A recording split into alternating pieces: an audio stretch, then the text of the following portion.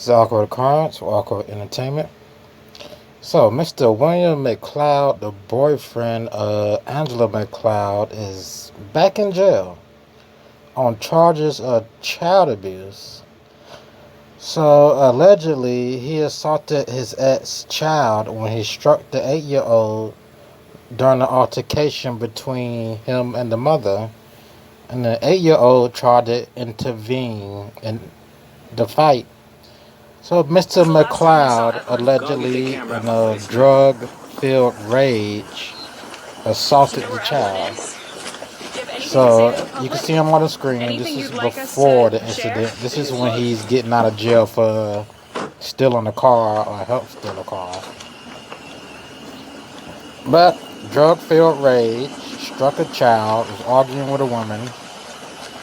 This right here just doesn't look good. Says it's possible him, Angela, and Megan are actually capable of harming a child. And are actually capable of being such monsters. So let's get into the next part of this video. This video coming up is about Megan's 11 additional false reporting charges and how they don't believe anything she has ever told them.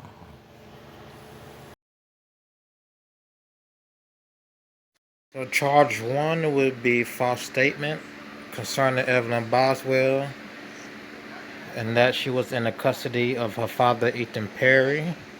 Charge number 2 is the statement she made about the lack of knowledge of the whereabouts of her infant daughter and her alleged efforts to locate her daughter. Charge 3, false statement concerning last physical contact the defendant had with her daughter. And then Ethan Perry's alleged refusal to respond to her texts and voicemails regarding her daughter. Charge number 4, false statements concerning the defendant's alleged last physical contact with her daughter once again. Even though she had concerns her daughter was possibly injured. Count number 5. Now let me skim through these counts. One of them was interesting.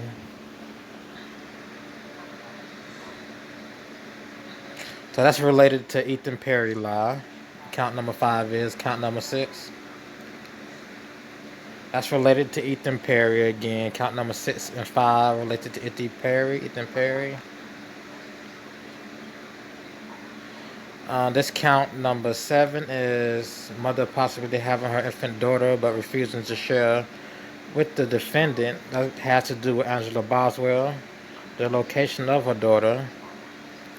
The said false statement concerning taking her infant daughter in the military her daughter kitchen. That's related to Angela Boswell. Count number 8. Mother related to Angela Boswell. I figure some of these would be related to one another. She told multiple lies about Ethan Perry, the baby being with Ethan, the baby being with the mom.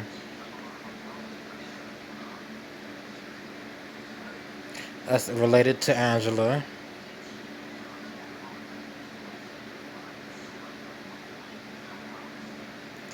So she was indicted on just the false reporting. Bail still 150. Next hearing is June 19th. I guess all of these are interesting because they're saying she lied about everything. And they believe... So do they believe Angela ever had Evelyn? Do they believe the grandmother ever had Evelyn? Let's see.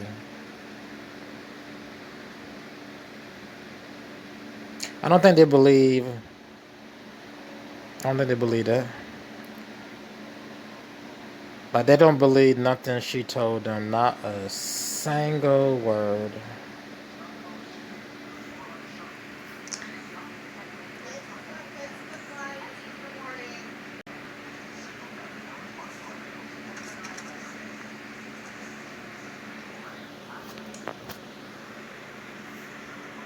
Okay, what is this?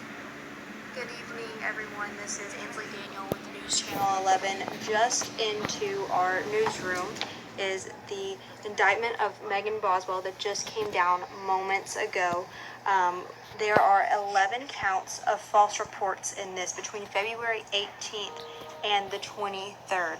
So I see that our numbers are creeping back up, so I'm going to keep touching base on that as people join us, and we're going to go through each of these and kind of just give you the gist of this. But the link to our story is included in Look like they could be sisters. that is going to have a breakdown of each one of these. Now, first up, just letting you guys know, obviously this just came into our newsroom literally about 30 minutes or so ago. So this is all fresh information. So for those of you that are joining us, we're going to go ahead and get started. So obviously, like I mentioned before, Megan Boswell has been indicted on false reports. And the 23rd, I have those right here. She is still being held on a $150,000. Okay, so those are her 11 charges. Police don't believe anything she says. So, investigation involved, even though she hasn't been charged, but it looks like a murder investigation involving the mom, Megan Boswell. So if there's anything that you wanted to set straight that I'm not aware of, I will. This is Gypsies are not a cult. They've been asking people if there's like a gypsy ringleader, and we're not like ringleaders. We're not like out here kidnapping babies or anything like that. So this next video will get into gypsy history. It's going to be a brief few-minute video about gypsy history. Then there will be another brief video about tarot card. Hello, this is Paranormal Girl, and today I'm going to talk about Romany magic and folklore. In many cultures, magic is an integral part of everyday life. The group known as Rom is of no exception, and they have a strong and rich magical heritage. The word gypsy is sometimes used, and it's considered a pejorative. It's important to note that the term gypsy was originally used derogatorily to refer to the ethnic group known as the Romani. The Romani were and continue to be a group from Eastern Europe and possibly northern India. The word gypsy came from the mistaken notion that the Romani were from Egypt rather than Europe and Asia. The word later became corrupted and was applied to any group of nomadic travellers. Today, people of Rom descent live in many parts of Europe, including in the United Kingdom. Although they still face widespread discrimination, they managed to hang on to many of their magical and folkloric traditions. Let's look at some examples of the Romani magic that have been listed throughout the ages. Folklorist Charles Godfrey Leland studied the Rom and their legends and wrote extensively on the subject. In his 1890 work Gypsy, Sorcery and Fortune Telling, Leland says that much of the popular Romani magic was dedicated to practical applications. Love spells, charms, recovery of stolen property, protection of livestock, and other such things. Leland says that among Hungarian gypsies, his terminology, if an animal was stolen, its dung was thrown to the east and then to the west, and then the incantation.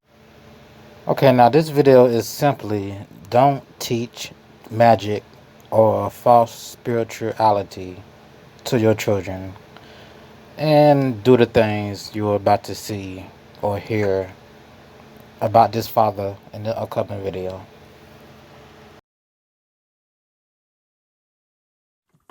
I finally got my son to take some sort of part in, all the stuff that I've been doing spiritually, like becoming a tarot card reader.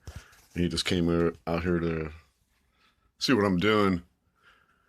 And I gave my first card reading to my son. Of course, he's my son, so he wants to argue with everything. He was basically trying to he was having an argument with me because of what the cards were saying. I was trying to explain to him, like, this is the energy. I'm just the messenger.